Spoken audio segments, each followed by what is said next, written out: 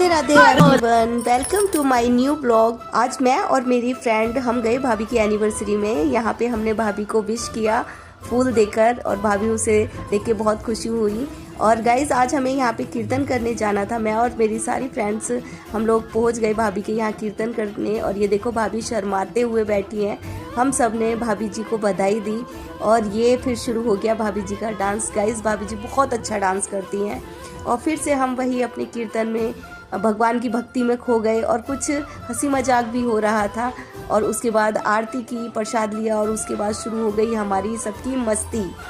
और गाइस किसी भी प्रोग्राम में जो ये लेडीज़ डांस ना हो ऐसा तो हो ही नहीं सकता।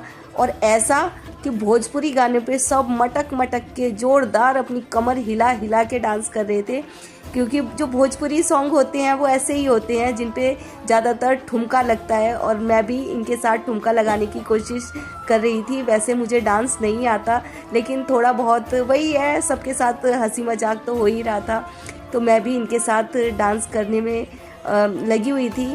और फिर ये भाभी जी भी बहुत इंजॉय कर रही थी अपने घर के प्रोग्राम को।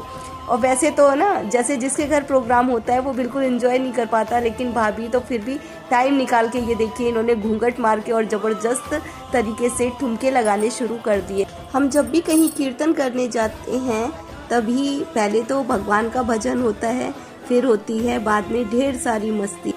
ये हमने चाय नाश्ता करके प्रसाद खा के फिर हमारे अंदर एनर्जी आ गई। हम फिर से डांस करने में स्टार्ट हो गए और हम रुक ही नहीं रहे थे। और भाभी भी ज़बरदस्त तरीके से हमारे साथ लगी हुई थी। और फिर हमें देर भी हो रही थी, हमने प्रसाद लिया और अब हम जाते हैं। और आप हमें कमेंट में बताना कि आपको ये प्रोग्राम कैसा लगा।